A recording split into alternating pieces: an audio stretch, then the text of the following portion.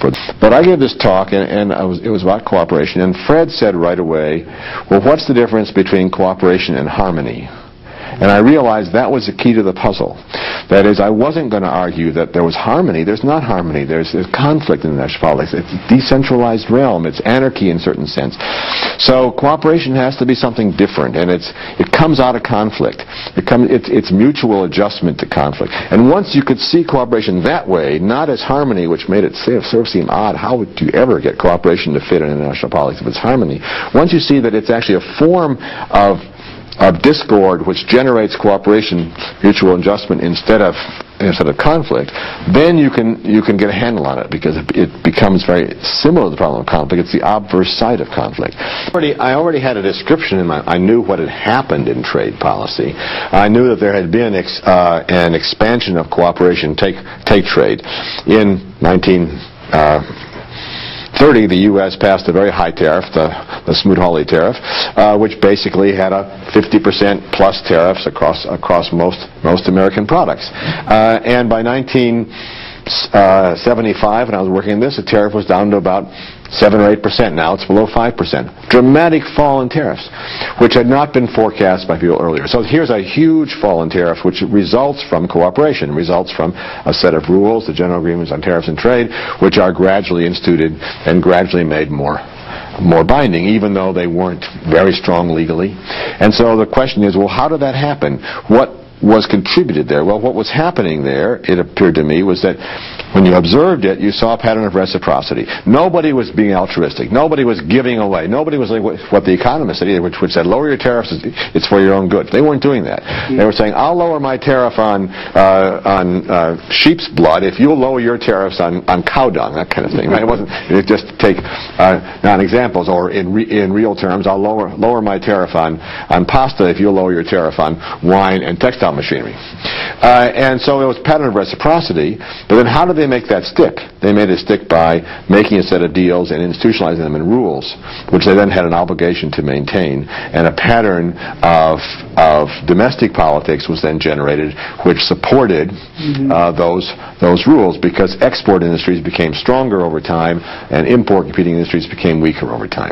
So there's this complex pattern that you observed, which was institutionalized cooperation driven by a desire to cooperate because actors saw they could gain from it, not altruistically, then leading to lower tariffs, then leading to a different composition of the domestic political economy with more export firms who supported even lower tariffs. The import competing firms that were losers were weakened because the tariffs were lower and they were driven out of business, and you had this spiral.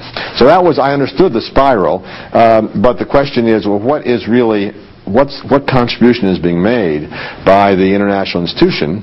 And that really is the reduction of uncertainty,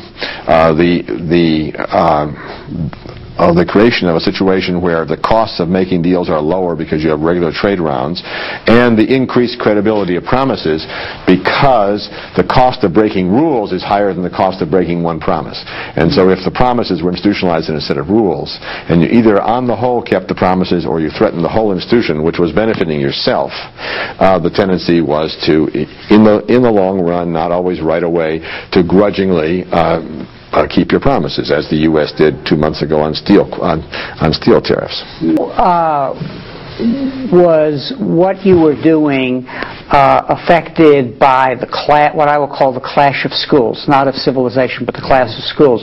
Namely, that from this work, your work, and the work of others, a subfield can be said to have emerged in international relations theory, political economy, international institutions, and so on. But the realist theory, the state-centric model, was still there. And in some ways still on the attack. How was your work furthered by that dialogue within the discipline from people who weren't part of this community that you were building or were part of building? I'm greatly in debt to Kenneth Waltz, whom you've interviewed, and who was involved in a seminar that you and I were both involved in the seminars in the 70s at Berkeley. We met maybe 5 times a term, a seminar on international movements and national control. Because Ken is the most distinguished realist thinker of his generation. was in the process of systematizing a realist view that had been brilliantly developed by Hans Morgenthau and E.H. Carr and George Kennan and others, but never really systematized in a way that was rigorously logical. And Waltz did that in a book published in 1979, but most of this had been published in an article published in 1975. So in the period of the mid-70s when I was at Stanford and he was at Berkeley, he was doing this. And that was clearly a powerful intellectual construction. And it had, first place, it meant that the realist view was a lot clearer than it had been. So you could see what it was and what its integrity was. And secondly, therefore, it seemed to me that it made it clearer what it was missing. It was missing any attention to information, to the variation in how much information people have and how much uncertainty there is. That was ignored in the theory, and the very clarity of the theory and the very explicitness and intellectual power of it, as Waltz expressed it in a book of less than 200 pages, showed you where the weak points were. It was as if he was showing you a blueprint, and there was the weak point. No concern with uncertainty, information, and therefore the role of institutions was omitted. Well, once I realized that institutions serve principally to reduce uncertainty and provide information and credibility, then it was clear how the institutions fit into the missing part of Waltz's theory. So it's terribly important to have somebody who has one is as a rebel against orthodoxy, always in the debt, greatly in the debt of the people who can express what is the dominant view with utter clarity and logic. Now explain